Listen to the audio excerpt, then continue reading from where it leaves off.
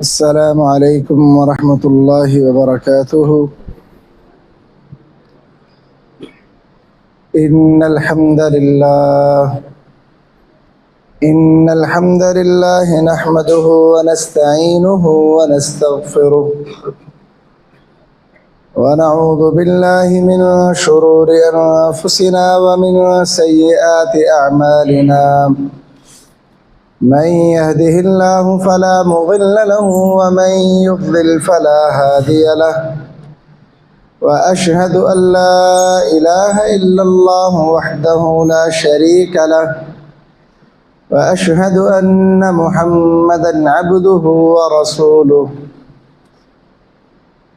اللهم صل على محمد وعلى آل محمد كما صليت على إبراهيم وعلى آل إبراهيم إنك حميد مجيد. اللهم بارك على محمد وعلى آل محمد كما باركت على إبراهيم وعلى آل إبراهيم إنك حميد مجيد. أعوذ بالله السميع العليم من الشيطان الرجيم من همزه ونفخه ونفثه. بسم الله الرحمن الرحيم. يا أيها الناس اتقوا ربكم الذي خلقكم من نفس واحدة وخلق منها زوجها وبث منهما رجالا كثيرا ونساء. واتقوا الله الذي تساءلون به والأرحام إن الله كان عليكم رقيبا. يا أيها الذين آمنوا اتقوا الله حق تقاته ولا تموتن إلا وأنتم مسلمون.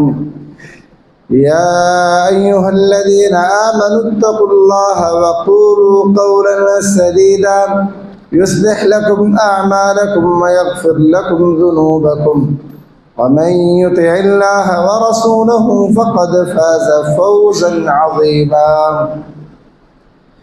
أما بعد فإن خير الحديث كتاب الله وخير الهدي هدي محمد صلى الله عليه وسلم وشر الأمور محدثاتها وكل محدثة بدعة وكل بدعة ضلالة وكل ضلالة في النار.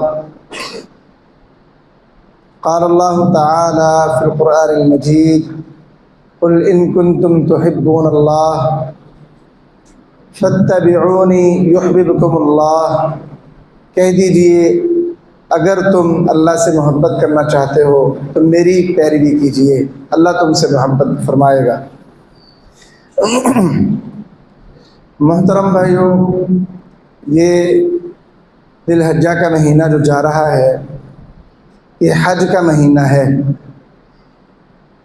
اور 8 ذی الحج سے حج شروع ہوتا ہے اور 13 ذی الحج کے عصر تک حج کے جو ارکان اور جو اس کے اعمال ہیں وہ جاری رہتے ہیں، اور 13 ذی الحج کو حج ختم ہوتا ہے عصر کی نماز کے وقت. کوئی آنا چاہے تو 12 کو بھی آ سکتا ہے، لیکن 13 اس کا آخری دن ہے. یہ جو حج کا موقع ہوتا ہے، حج کے موقع پر 9 اور 10 کو وہاں جو امام کعبہ ہوتا ہے وہ خطبے دیتا ہے، 2 خطبے 9 کو اور 10 کو. رسول کریم صلی اللہ علیہ وسلم نے اپنی زندگی میں ایک دفعہ ہی حج کیا ہے، جسے حجۃ الوداع کہا جاتا ہے. رسول کریم صلی اللہ علیہ وسلم سے حج کے موقع پر قریباً 4 خطبے منقول ہیں جو آپ نے دیے ہیں صحابہ کرام کو. کچھ محدثین نے اس سے زائد تعداد نقل کی ہے، کچھ نے کم کی ہے. اور ان خطبوں میں جو اہم ترین خطبے تھے وہ ایک خطبہ یوم عرفہ کے دن کا تھا، یعنی 9 ذی الحجہ کا، اور ایک خطبہ یوم النحر 10 ذی الحجہ کے دن کا تھا. یہ خطبے دراصل اسلام کا بنیادی منشور تھے، اسلام کیا پیغام لے کے آیا ہے وہ پیغام تھے یہ خطبے رسول کریم صلی اللہ علیہ وسلم کے، جو آپ نے اپنی امت کے سامنے 1,44,000 صحابہ کی نفری کے سامنے آپ نے یہ خطبے دیے تھے. جن میں بنیادی باتیں اسلام کی اور اہم باتیں اسلام کی رسول کریم نے اکٹھی کی تھی۔ انہی خطبوں میں جو یوم عرفہ کا خطبہ تھا، 9 ذی الحجہ کا خطبہ، آج وہ خطبہ آپ احباب کے سامنے بیان کرنا چاہتا ہوں۔ انشاءاللہ موقع ملا تو پھر 10 ذی الحجہ کا خطبہ بھی بیان کروں گا۔ 9 ذی الحجہ والے دن حضرت جابر رضی اللہ تعالیٰ عنہ کہتے ہیں کہ عرفات کے دن رسول کریم صلی اللہ علیہ وسلم نے میدان عرفات میں نمرہ نامی جگہ پر اپنا خیمہ لگوایا، اور پھر جب سورج ڈھل گیا تو رسول کریم صلی اللہ علیہ وسلم نے صحابہ سے کہا کہ میری اونٹنی پر کجاوا لگاؤ۔ کجاوا کسا گیا تو رسول کریم اپنی اونٹنی پر تشریف لائے اور میدان کے درمیان میں آ کے صحابہ سے مخاطب ہوئے۔ آپ کا جو خطبہ ہے تقریباً 10 باتوں پر مشتمل ہے۔ نبی کریم صلی اللہ علیہ وسلم نے جو پہلی بات فرمائی، آپ نے فرمایا ان دماءکم و اموالکم حرام کحرمت یومکم ھذا فی شہرکم ھذا فی بلدکم ھذا۔ یہ رسول کریم صلی اللہ علیہ وسلم کا یہ پہلی بات 2 بنیادی چیزوں پر مشتمل تھی۔ آپ نے کہا میرے صحابہ اس بات کو ذہن نشین کر لو، یہ بڑا اہم معاملہ ہے، کیا کہ بے شک تمہارے خون، تمہارے مال یہ تم پر حرام ہے۔ ایک دوسرے کے خون اور ایک دوسرے کے مال تم پر حرام ہے۔ کس طرح سے؟ اس طرح سے جس طرح سے یہ شہر مکہ اس کی حرمت اور تقدس ہے، اس طرح سے جس طرح ذی الحجہ کا مہینہ حرمت والا ہے اس طرح سے، اور جس طرح یہ عرفات کا دن 9 ذی الحجہ کا دن یہ حرمت والا دن ہے، اس طرح سے تمہارا خون اور تمہارا مال تم ایک دوسرے پر حرام اور حرمت والا ہے۔ یہ کچھ چھوٹا پیغام نہیں تھا کہ مسلمان کی حرمت، اس کا تقدس گویا کہ رسول کریم صلی اللہ علیہ وسلم نے خانہ کعبہ کے تقدس کے برابر قرار دے دیا۔ یہ کچھ چھوٹی بات نہیں تھی۔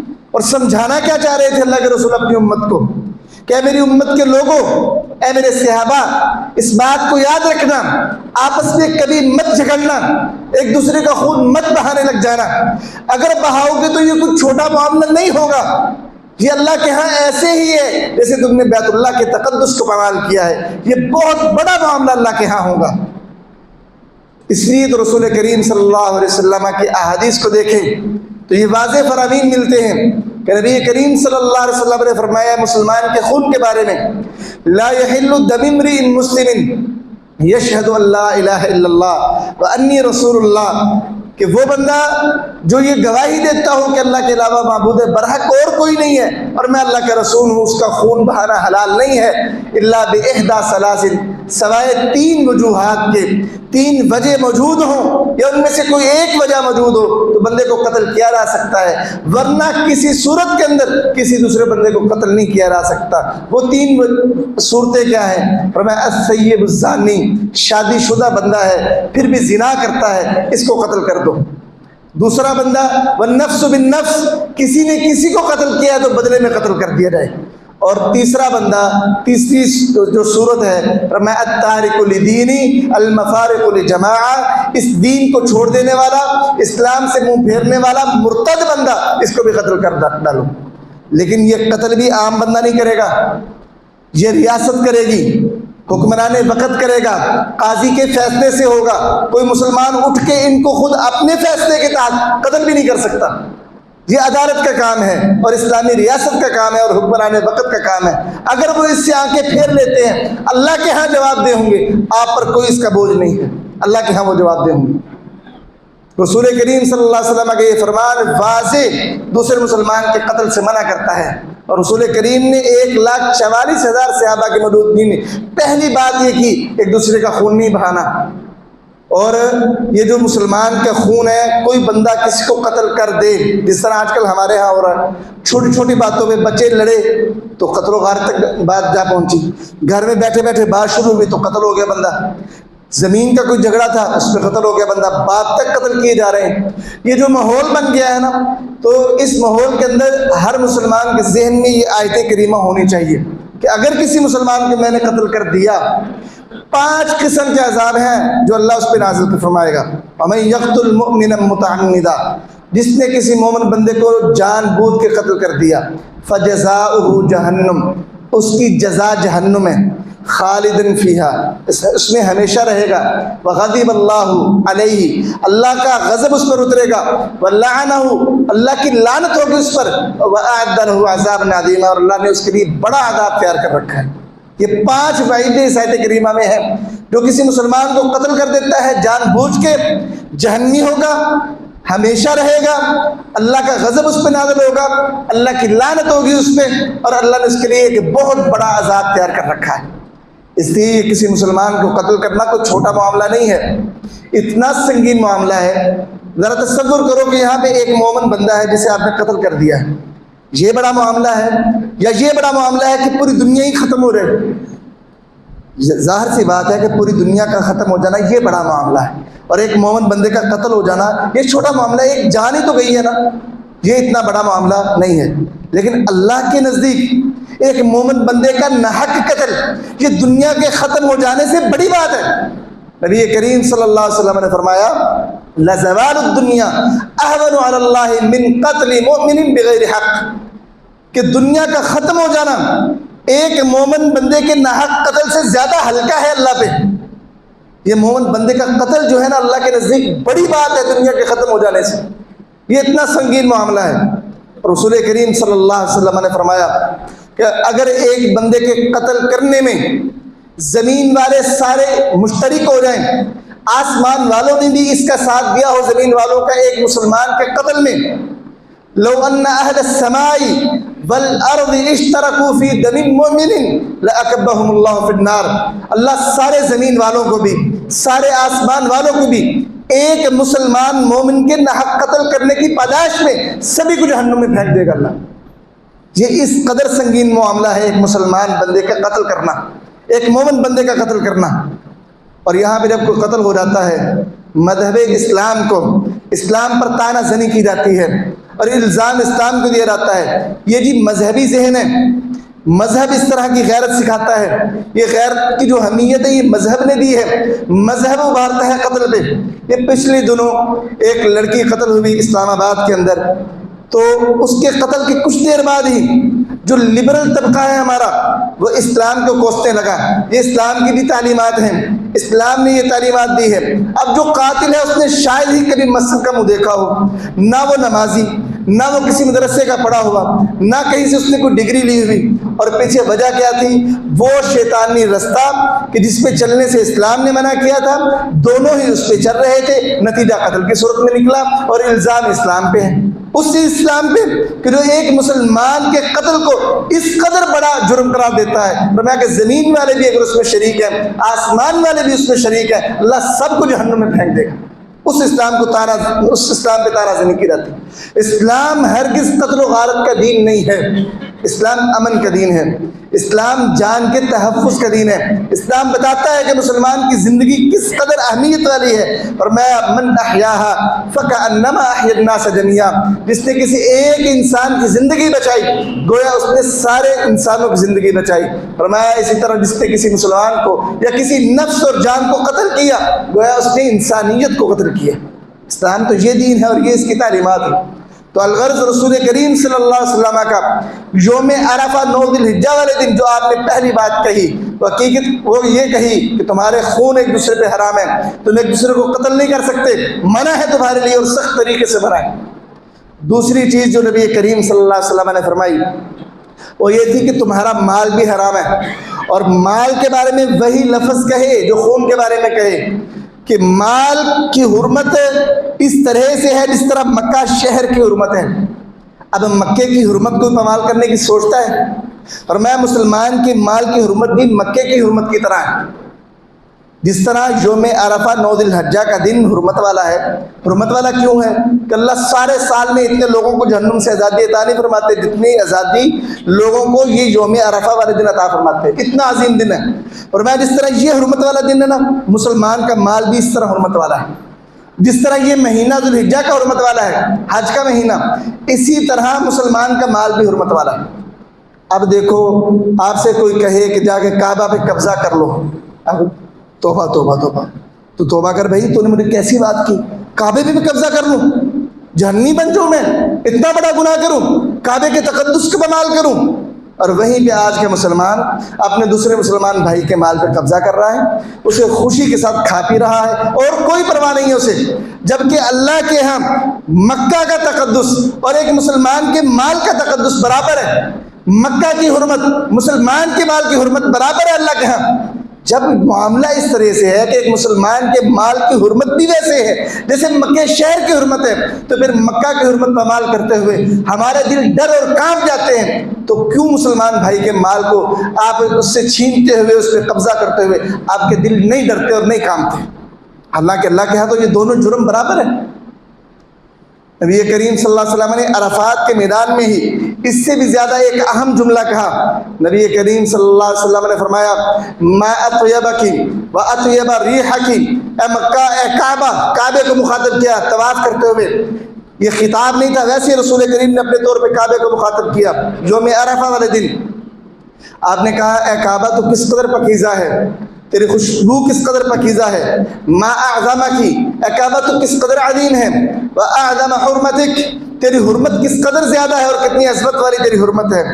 پھر فرمایا والذی نفس محمد بیدہ، اس ذات کی قسم ہے جس کے ہاتھ میں مجھ محمد صلی اللہ علیہ وسلم کی جان ہے، لحرمت المؤمن، ایک مومن کی حرمت، اعظم، تجھ سے زیادہ عظیم ہے۔ کس سے کہا؟ کعبے سے کہا اے کعبہ، اس ذات کی قسم جس کے ہاتھ میں مجھ محمد صلی اللہ علیہ وسلم کی جان ہے، اے کعبہ، ایک مسلمان مومن کی حرمت تجھ سے بھی زیادہ ہے، اس کے خون کی بھی حرمت، اس کے مال کی بھی حرمت۔ کہا اے کعبہ تیری حرمت سے زیادہ مسلمان کے مال کی حرمت ہے، اے کعبہ تجھ سے زیادہ ایک مسلمان کے خون کی حرمت ہے۔ کعبہ کے بارے میں تو ہم بڑی عقیدت رکھتے ہیں اور یہ سوچ بھی نہیں سکتے، اپنے ذہن میں یہ سوچ آنے ہی نہیں دے سکتے کہ ہم کعبہ کو پامال کریں گے، کعبہ پہ قبضہ کریں گے، کعبہ کی بے حرمتی کریں گے، جبکہ یہی ذہن ہے جس کے اندر ہم یہ منصوبے بناتے ہیں، ہم اپنے مسلمان بھائیوں کا مال کیسے ان سے اینٹھیں گے، اس پہ قبضہ کیسے کریں گے اور کیسے مسلمان بھائی کو دھوکہ دیں گے، یہ سارے منصوبے اسی ذہن میں چل رہے ہوتے ہیں۔ جبکہ رسول کریم صلی اللہ علیہ وسلم کعبہ کو مخاطب کر کے اللہ کی قسم اٹھا کے کہہ رہے ہیں کہ مسلمان کے مال اور اس کے خون کی حرمت کعبہ تجھ سے بھی زیادہ ہے۔ تو اس لیے محترم بھائیوں، یہ معاملہ جو ہے نا، یہ بڑا سنگین ہے، مسلمان کے مال کا معاملہ جو آج کل بڑا عام ہو چکا ہے۔ اور یہاں پہ ایک تو نا آپ کسی مسلمان پر زبردستی قبضہ کر دیا، یہ تو ہے ہی بہت بڑا گناہ۔ آج کل ایک اور ٹرینڈ ہے، اللہ کے نام کا سہارا لے کر مسلمانوں کے مالوں کو کھایا جاتا ہے، قسمیں اٹھا کے کاروبار اور تجارت کر رہے ہیں، لیکن اپنی تجارت میں منافع قسم کے ساتھ حاصل کر رہے ہیں، اور قسم کیا ہے؟ جھوٹی ہے، جھوٹی قسم اٹھا کے اللہ کے نام کے استعمال کر کے، اللہ کے نام کا سہارا لے کے آپ مسلمان کا مال منافع کی صورت میں کماتے ہو، جس کے بارے میں رسول کریم کا اتنا سخت فرمان ہے۔ فرمایا کہ من حلف علی یمین فاجرۃ لیقتطع بها مال امرئ مسلم لقی اللہ وهو علیہ غضبان، جو بندہ مسلمان بھائی کا مال اللہ کی قسم کھا کر جھوٹی وہ کھا لے گا، قیامت کا دن ہوگا وہ اللہ سے ملاقات کرے گا اس حال میں کہ اللہ اس پر غضبناک ہوگا، غصے میں ہوگا اللہ اس پہ۔ اور یاد رکھو، اللہ جس پہ غضبناک ہوگا نا، پھر رحمت اس پہ نہیں ہوگی، رحمت اور غضب اکٹھے نہیں ہوں گے۔ اللہ کا جس پہ غصہ ہوگا گویا اس کے لیے عذاب علیم ہے، اور دوسری روایت میں موجود ہے اللہ اس بندے کی طرف نہ نظر رحمت سے دیکھے گا، نہ اسے معاف کرے گا، اور اس کے لیے دردناک عذاب ہے جو جھوٹی قسم اٹھا کے مسلمان بھائی کا مال کھاتا ہے۔ اس لیے محترم بھائیو، رسول کریم کا جو پیغام ہے ہمارے لیے، جو آپ نے یوم عرفہ کے موقع پر 1,44,000 صحابہ کی موجودگی میں دیا، اور یہ تھا کہ مالوں کی بھی حرمت کا خیال رکھنا ہے اور مسلمانوں کے خون کی بھی حرمت کا خیال رکھنا ہے، نہ خون کی حرمت پامال ہونے پائے، نہ مال کی حرمت پامال ہونے پائے۔ تیسرا پیغام رسول کریم صلی اللہ علیہ وسلم کا جو آپ نے یوم عرفہ کے خطبے میں دیا، آپ نے فرمایا الا کل شیء من امر الجاہلیہ موضوع تحت قدمیہ، جاہلیت کی جتنی بھی رسمیں تھیں، جاہلیت کے جتنے بھی رواج تھے، آج میرے قدموں کے نیچے وہ انہیں مسل دیا گیا ہے، وہ ختم ہو گئے ہیں۔ آج کے بعد جاہلیت کی رسمیں نہیں، اسلام ایسا مذہب ہے جو آپ کو اپنی رسمیں دیتا ہے، اپنے تہوار دیتا ہے، مہیا کرتا ہے خوشی کے دن بھی، آپ کو پوری زندگی گزارنے کا موقع دیتا ہے، ہر لمحے پر ہر معاملے میں آپ کی رہنمائی کرتا ہے۔ اب جاہلیت کی جتنی بھی رسمیں ہیں ان کو ختم ہو جانا چاہیے، اب جاہلیت کے تہوار نہیں ہوں گے، جاہلیت کی رسمیں نہیں چلیں گی، یہ نہیں ہوگا کہ نکاح اسلام کے مطابق کیا جائے، اور نکاح کی رسومات ہندوانہ ہو، یہ معاملات اب نہیں ہوں گے۔ اب اسلام آ گیا ہے، ہندوانہ رسومات، جاہلیت کی رسمیں، کفار کی رسمیں آج کے بعد وہ ساری ختم ہو جائیں گی، اور جو ان رسموں کو اپنائے گا اور جو ان کے ساتھ مشابہت اختیار کرے گا گویا کہ وہ انہی میں سے ہوگا۔ اس لیے اسلام ایک مکمل ضابطہ حیات رکھتا ہے۔ اگر آپ رسم و رواجوں کو دوسرے مذاہب سے لیں، دوسری قوموں سے لیں، تو گویا کہ آپ یہ کہہ رہے ہیں کہ اسلام ایک مکمل ضابطہ حیات ہے ہی نہیں، جبکہ ہمارا دعویٰ کیا ہے کہ اسلام ایک مکمل ضابطہ حیات ہے، زندگی گزارنے کا مکمل طریقہ اسلام بتاتا ہے۔ تو پھر نکاح کے معاملات میں وہ طریقے کہاں جاتے ہیں؟ کیا اسلام نے ہمیں نکاح کے معاملات میں کوئی ایسی تعلیمات نہیں بتائی کہ جس کے طریقے کے مطابق ہم نکاح کا معاملہ طے کر سکیں؟ آج کل نکاح اتنا مشکل ہو گیا ہے، اتنا مشکل ہو گیا ہے کہ 20 سال کے بچے، 18 سال کے بچے کی شادی کا سوچنا، یہ سوچ نہیں والدین کو آتی، کیونکہ اس وقت والدین سوچ رہے ہوتے ہیں میرا بیٹا کماتا کچھ نہیں ہے، اس کے پاس ہے کچھ نہیں، شادی کروں گا تو اس پہ ٹھیک ٹھاک خرچ ہے وہ کہاں سے کروں گا۔ اس نکاح کو اس قدر مشکل بنا دیا گیا ہے، اور پھر ہماری حکومت بھی اللہ اس کو ہدایت دے کہ انہوں نے نکاح کی عمر بھی وہ مقرر کی ہے 18 سال، اور سمجھتے ہیں یہ کہ 18 سال تک یہ بچے معصوم رہتے ہیں، انہیں پتہ ہی کچھ نہیں ہوتا، یہ نورانی کہہ دے کہ الف بے بھی نہیں جانتے ہوتے۔ حالانکہ معاشرے کی جو حقیقت ہے، ہم سنا کرتے تھے کہ عرب معاشرے میں نکاح جو ہوتے ہیں نا 10-11 برس کی عمر میں ہو جاتا ہے۔ بچپن میں یہ بات عجیب لگتی تھی، لیکن آج آپ احباب ذرا سا غور کریں، خوراکیں بدلی ہیں نا، آج ذرا سا غور کریں، کیا 10-12 سال 13 سال 14 سال کا بچہ ہر چیز سے واقفیت نہیں رکھتا؟ کیا 14 سے 15 سال کا بچہ غلط راستے پر نہیں چل پڑتا؟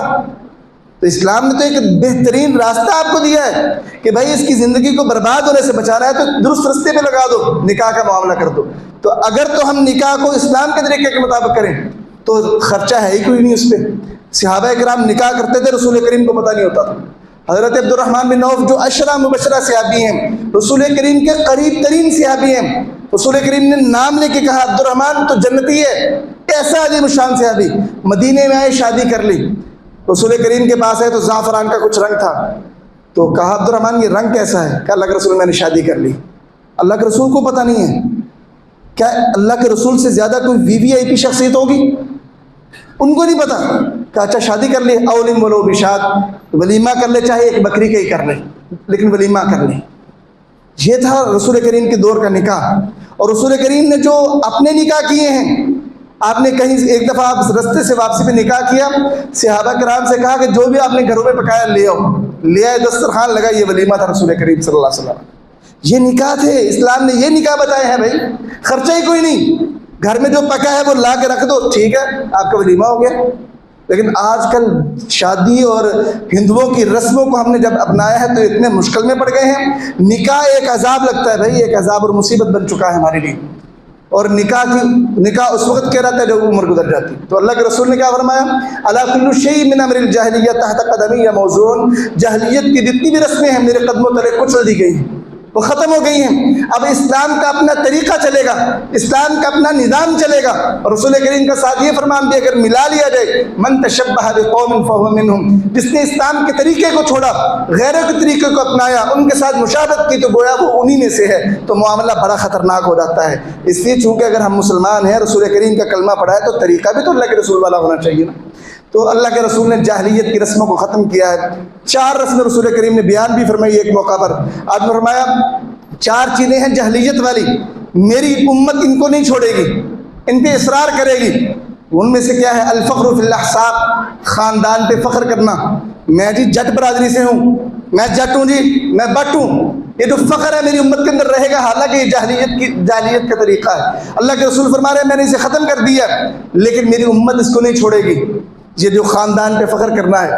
پھر فرمایا والطعن فی الانساب، لوگوں کے قبیلوں پہ طعن کرنا، یہ جی آرائی ہیں تو ان کے اندر یہ خامی ہے، یہ جی گجر ہے تو یہ نہاتے نہیں ہیں، یہ جٹ ہیں تو یہ ایسے ہوتے ہیں، یہ فلاں ہیں تو ایسے ہوتے ہیں۔ یہ جو تان اندازی کرنا ہے نا خاندانوں پہ، رسول کریم نے فرمایا یہ جاہلیت والا کام ہے، میری امت چھوڑے گی نہیں اس کو، حالانکہ چھوڑنا چاہیے، میں نے اس کو ختم کر دیا ہے۔ رسول کریم نے تیسری چیز فرمائی والاستسقاء بالنجوم، ستاروں کے ذریعے سے بارش طلب کرنا، جاہلیت کا کام ہے لیکن میری امت چھوڑے گی نہیں اس کو۔ वन्नियाह, कोई फोत हो जाए, इन्ना लिल्लाहि व इन्ना इलैहि राजिऊन, अल्लाह के हुक्म पे राज़ी हो जाना और उस मैयत के लिए दुआएं करना, वगैला ना करना और गिरेबान ना फाड़ना, ये इस्लाम की तालीमात हैं। लेकिन रसूल करीम ने फरमाया कि मेरी उम्मत इसको नहीं अपनाएगी, इसके बरअक्स जाहिलियत का तरीका नोहे को अपना लेगी, ऊंची ऊंची वगैला करेगी, रोए पीटेगी और अपने गिरेबानों को फाड़ेगी। ये मेरी उम्मत करेगी। रसूल करीम ने फरमाया ये सारे जाहिलियत के काम हैं। और यौम अरफा वाले दिन रसूल करीम ने जाहिलियत के तमाम कामों को ख़त्म कर दिया। फरमाया आज के बाद इस्लाम के अंदर किसी भी जाहिली रस्म तरीके की कोई गुंजाइश बाकी नहीं है। उसके बाद रसूल करीम सल्लल्लाहु अलैहि वसल्लम ने जो चौथा सबक दिया उम्मत को, फरमाया दिमाल जाहिलियत मौजून, जाहिलियत के अंदर जितने भी खून खराबे हो चुके हैं, कत्ल व गारत हो चुकी है, वो आज के बाद ख़त्म है। और कहा सबसे पहला जो खून मैं माफ़ करता हूँ वो मेरे कबीले की रबिया बिन हारिस के कत्ल का खून है, मैं आज उसको माफ़ कर रहा हूँ। आज के बाद ये कत्ल व गारत और इंतकाम वाला सिलसिला मज़ीद नहीं चलेगा। ये रसूल करीम का एक ऐसा कदम था जिसने अरब मुआशरे की जंगों को रोक दिया। वहाँ क्या होता था, एक बंदा कत्ल हुआ है, बदले में दूसरे कबीले ने कत्ल किया, फिर ये मामला यहाँ पे रुकता नहीं था, ये मामला यहाँ से बढ़ता था। कबीलों के कबीले इस लड़ाई का ईंधन बनते थे, कबीलों के कबीले ख़त्म हो जाते थे। अरब का मुआशरा ये था। और हमारे यहाँ भी जब दुश्मनियाँ चलती हैं ना कबीलों में, पाकिस्तान के अंदर भी, हमारे गुजरावाला के अंदर तो कई वाक़े हैं ऐसे, उन्होंने हमारा बंदा मारा है, हम 2 मारेंगे, 2 मरे हैं तो वो कहेंगे 4 मारेंगे। इस तरह मामला चलता है। रसूल करीम ने तरीक़ा बता दिया, अगर दुश्मनी ख़त्म करनी है तो अपना खून माफ़ कर दो। ये जो दुश्मनियाँ चल पड़ी है ना, एक है कि एक ही कत्ल हुआ है तो आप इंतकाम लेना चाहते हो तो हाकिम वक़्त के पास जाओ, अदालत के पास जाओ, अदालत इंतकाम ले दे। ये तो एक प्रॉपर तरीका है। ये जो आपस में दुश्मनी शुरू हो जाती है ना, इसको ख़त्म करने का तरीका क्या है? इस्लाम कहता है एक फरीक को पीछे हटना पड़ेगा, उसे सुलह करनी पड़ेगी, खून को माफ़ करना पड़ेगा। जैसे रसूल करीम सल्लल्लाहु अलैहि वसल्लम फरमाया, मैं अपने कबीले के रबिया बिन हारिस का खून माफ़ करता हूँ, और रसूल करीम के खून माफ़ करने से ये सारी दुश्मनी ख़त्म हो गई। और इसी तरह सूद का मामला था अरब मुआशरे के अंदर। कहते नहीं सूद ख़त्म नहीं होता, ठीक है, एक है आलमी मईशत जिसके साथ हम जुड़े हुए हैं, उनके साथ सूद का मामला एक अलग लेवल पे है। एक है हमारे बैंकार मुसलमान इस्लाम कबूल करने वाले, अगर वो सूद को मुल्क के अंदर ख़त्म करना चाहे तो कर सकते हैं, कोशिश करें तो। रसूल करीम ने सूद को कैसे ख़त्म किया? फरमाया रिबल जाहिलियत मौज़ून, जाहिलियत का सूद आज से ख़त्म है। यौम अरफा वाले दिन कहा कि सूद आज से ख़त्म है। कैसे ख़त्म किया? कहा मेरे ये चचा अब्बास का बड़ा सूद है, इसने लोगों से बड़ा सूद लेना है, मैं अपने चचा अब्बास का आज से सारा सूद ख़त्म कर रहा हूँ, जिसने सूद देना है आज के बाद ना दे। ख़त्म कर दिया मैंने सूद को। अरब मुआशरे से सूद ख़त्म हो गया। इसके लिए बहुत लंबी चौड़ी प्लानिंग रसूल करीम ने नहीं की। रसूल करीम ने एक फरमान जारी किया, सूदी मुआशरा था अरब का, सूदी मुआशरा। रसूल करीम ने एक फरमान जारी किया, किस वक़्त? अरफा वाले दिन खुतबा देते हुए सहाबा से कहा, मेरे सहाबा सुन लो, सूद ख़त्म है आज के बाद, और जो सबसे पहले जो सूद ख़त्म कर रहा हूँ ये मेरे चचा अब्बास है, इसने जितने लोगों से सूद लेना है मैंने उन सारे लोगों को सूद माफ़ कर दिया, कोई भी इसको सूद ना दे, ख़त्म है सूद आज के बाद। अगर तो भाई सूद ख़त्म करने पे हमारे हुक्मरान संजीदा हैं तो ये तरीक़ा है रसूल करीम सल्लल्लाहु अलैहि वसल्लम का। कुछ भी नहीं होता, शैतान आपको डराता है कि आलमी मईशत आप पे दबाव डालेगी, IMF दबाव डालेगा, बहुत दबाव डालेगा, आप सह नहीं पाओगे उस दबाव को, ये शैतान डराता है। रसूल करीम सल्लल्लाहु अलैहि वसल्लम ने इसका तरीक़ा बता दिया, इसे एक ऐलान के साथ ख़त्म किया जा सकता है। आज मैं एक तहरीर पढ़ रहा था, फिर मैंने उसकी तहकीक भी की। हमारा बजट है 17,700 अरब रुपए का, ये कौमी बजट जिसका ऐलान हुआ है 17,700 अरब रुपए का हमारा बजट है कौमी। और हैरत अंगेज़ बात है, उसमें सिर्फ सूद की अक़साम की मद में जो हिस्सा रखा गया है वो 8,200 अरब रुपए का है, जो सिर्फ सूद की मद में अदा किया जाएगा। आप खुद भी इसकी तहकीक कर सकते हैं। 8,200 अरब रुपए सिर्फ सूद की मद में मुल्क पाकिस्तान अदा करेगा, और हमारा बजट क्या है 17,700 अरब रुपए का। तकरीबन 46.2% हमारे बजट का हिस्सा वो सिर्फ सूद की मद में हम अदा करेंगे। और ये क्यों हो रहा है? इतना बड़ा बजट, लेकिन हम उसमें से आधा अपने दुश्मन को क्यों दे रहे हैं? क्योंकि हमने अल्लाह के रसूल की बात नहीं मानी, और हम अल्लाह और उसके रसूल की दुश्मनी में जा खड़े हुए। हमने कहा हमें अल्लाह और उसके रसूल से जंग मंजूर है, और आज हालत ये है कि खाने को कुछ नहीं है, और हम हर मुल्क के सामने हथेली फैलाए हुए हैं। और हमारी मईशत का हाल क्या है? आधा बजट हमारा कर्ज की अदायगी में, कर्ज नहीं सूद की अदायगी में। میں نے باقاعدہ پھر اس پر تحقیق کی، کیا یہ قرض کی ادائیگی ہے یا سود کی ادائیگی ہے؟ ان کے صرف سود کی ادائیگی پہ یہ مختص کیا گیا، قرض کی ادائیگی پہ نہیں، صرف سود کی ادائیگی پہ 8,200 ارب روپے مختص کر دیا ہے۔ کس میں سے؟ 17,700 ارب روپے میں سے۔ اس لیے محترم بھائیو، رسول کریم نے جو سود ختم کیا تھا یوم عرفہ والے دن حج کے موقع پر صحابہ کرام کے درمیان کھڑے ہو کے، آج کا مسلمان جب تک اس سود کو ختم نہیں کرے گا نا، اس طرح ہی ذلیل و رسوا ہوتا رہے گا۔ آج ہم کسی ملک سے بڑی جنگ لڑنے کے لیے تیار نہیں ہیں، اگر ہم لڑ لیں نا کسی ملک کے خلاف، ایک آرڈر اوپر سے آنا، ایک آرڈر، ہم وہیں پہ بیٹھ جائیں گے، ہم بڑی جنگ لڑ ہی نہیں سکتے، ہم مقروض ہیں بھائی، ہم نے لوگوں کا سود دینا ہے، قرض دینا ہے، جیسی جنگ لڑیں گے وہ دھمکی دے گے، ہم وہیں بیٹھ جائیں گے۔ یہ جو 20 طیارے ہم گرا سکتے تھے، ہم نے 6 طیارے گرائے، کیوں؟ کیونکہ بھائی ہمیں عالمی دباؤ کا پتہ تھا، ہم نے لوگوں کو دینے ہیں بھائی، ہم نہیں سہ سکتے، ہم نے سود دینا ہے لوگوں کا، ہم 20 اگر ہم آزاد ہوتے تو اپنی آزادی پہ کمپرومائز نہ کرتے، ہماری مسجدیں انہوں نے شہید کی ہیں، مسجدیں، لیکن ہم مسجدوں کا بدلہ کیا لے سکے؟ اس لیے محترم بھائیو، جب تک اس نظام کو ختم نہیں کیا جائے گا، ہم آزادی کے ساتھ دشمن کو بھی جواب نہیں دے سکتے۔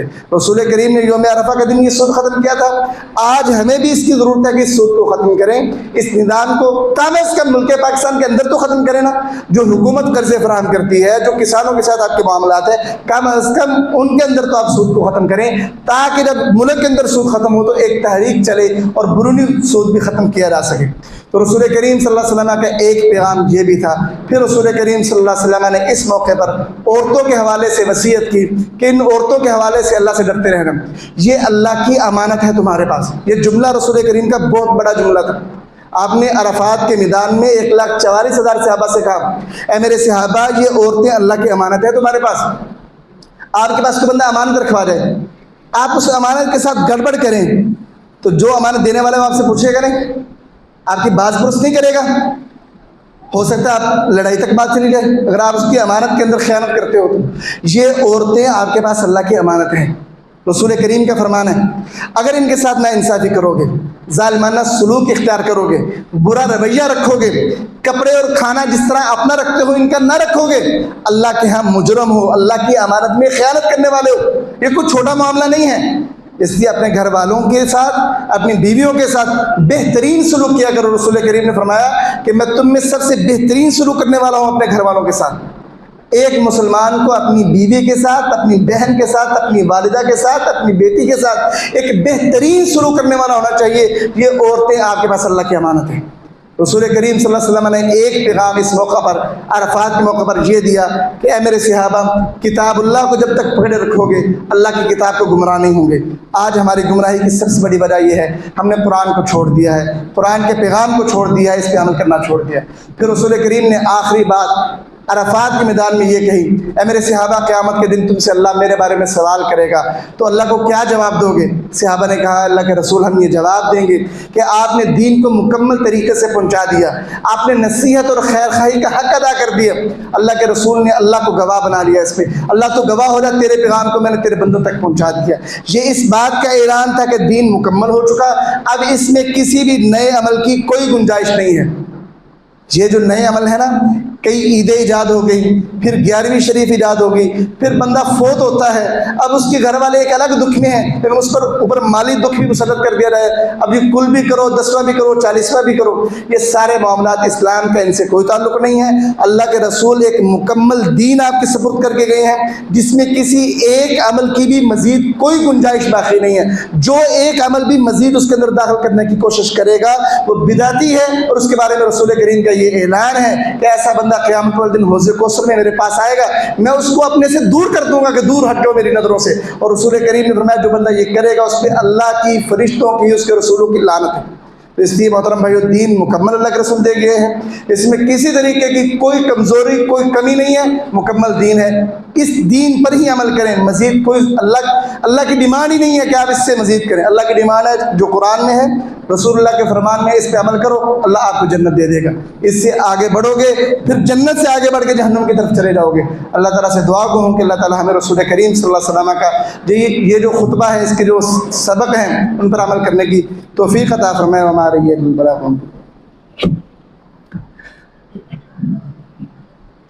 إن الحمد لله نحمده ونستعينه ونستغفره ونعوذ بالله من شرور أنفسنا ومن سيئات أعمالنا من يهده الله فلا مضل له ومن يضلل فلا هادي له وأشهد أن لا إله إلا الله وحده لا شريك له وأشهد أن محمدا عبده ورسوله صلی اللہ علیہ وسلم۔ محترم بھائیوں، اس خطبہ کے اندر رسول کریم صلی اللہ علیہ وسلم نے آپ نے فرمایا کہ زمانہ جاہلیت کے اندر جو قتل و غارت ہو رہی تھی آج سے ختم ہے، اور سب سے پہلے میں اپنے قبیلے کا خون معاف کرتا ہوں۔ پھر کہا سود بھی ختم ہے، سب سے پہلے اپنے قبیلے کا سود معاف کرتا ہوں۔ یہاں پہ علماء نے ایک بات لکھی ہے کہ جو بندہ داعی ہوتا ہے نا، یا جو لوگوں کو کوئی بات کہتا ہے، اس کو خود بھی اس پہ عمل کرنا چاہیے۔ ہمارے معاشرے کے اندر مسئلہ یہ ہے، ہمارے خطباء کے اندر بھی، عوام الناس کے اندر بھی مسئلہ یہ ہے، ہر بندہ دوسرے کو اچھی بات کہہ رہا ہوتا ہے لیکن خود عمل نہیں کر رہا ہوتا۔ یہ جو ہے نا طریقہ، یہ درست نہیں ہے۔ اسلام کہتا ہے جو لوگوں کو کہتے ہو نا، خود بھی اس پہ عمل کیا کرو۔ رسول کریم نے معراج کے وقت جب آپ معراج کے اوپر تشریف لے گئے، آپ نے کچھ لوگوں کو دیکھا جن کے ہونٹ اور زبانیں آگ کی کینچیوں کے ساتھ کاٹی جا رہی تھی۔ فرمایا جبریل یہ کون ہے؟ فرمایا یہ آپ کی امت کے خطیب لوگ ہیں، یہ لوگوں کو نیکی کا حکم دیتے تھے، خود اپنے آپ کو بھول جاتے تھے، لوگوں کو گناہوں سے روکتے تھے لیکن خود اپنے آپ کو بھول جاتے تھے، حالانکہ اللہ کی کتاب یہ پڑھتے تھے۔ رسول کریم نے ایک ایسے بندے کو بھی دیکھا جس کی انتڑیاں باہر تھی، وہ گھوم رہا تھا اس کے ارد گرد۔ فرمایا کہ اس کا معاملہ کیا ہے؟ لوگوں نے اس سے پوچھا کہ بھیا آپ کا معاملہ کیا ہے؟ آپ تو لوگوں کو نیکی کا حکم دیتے تھے، برائی سے روکتے تھے۔ کہا میں ان کو تو دیتا تھا لیکن اپنے آپ کو بھول جاتا تھا۔ یہ جو طرز عمل ہے نا ہمارا، یہ درست نہیں ہے۔ اگر آج ہر بندہ جو دوسرے کو بات کہہ رہا ہے نا اس کی خیر خواہی کی، اسی پر خود عمل کرنا شروع کر دے، ہر بندہ اپنے آپ کو سنوارنا شروع کر دے، جو دوسروں کو خیر خواہی کی باتیں کہتا ہے اس کو اپنے اوپر اپلائی کرنا شروع کر دے، یہ معاشرہ اچھا ہو جائے۔ ہمارے ملک کی یہی بڑی مصیبت ہے، ہم دوسروں کو کہتے ہیں آپ ایسے ہو، آپ ایسے ہو، آپ نے یہ کمی، آپ یہ گناہ کرتے ہو، یہ چھوڑ دو، یہ نیکی کرو، فلاں کرو، لیکن ہم خود نہیں کرتے۔ مجھ سمیت ہم میں سے ہر بھائی کو یہ چاہیے کہ جو بھی نیکی کا کام دوسرے کو کہتے ہو، خود بھی اس پر عمل کرنے کی کوشش کرنی چاہیے تاکہ معاشرہ بدل سکے۔ بات یہ جو ہم کہتے ہیں یہ صرف باتوں تک نہ رہے، عمل تک بات جائے۔ اللہ تعالی ہمیں عمل کرنے کی توفیق عطا فرمائے۔ اما بعد فإن خير الحديث كتاب الله وخير الهدي هدي محمد صلى الله عليه وسلم وشر الأمور محدثاتها وكل محدثة بدعة وكل بدعة ضلالة وكل ضلالة في النار۔ سبحان ربك رب العزة عما يصفون وسلام على المرسلين والحمد لله رب العالمين۔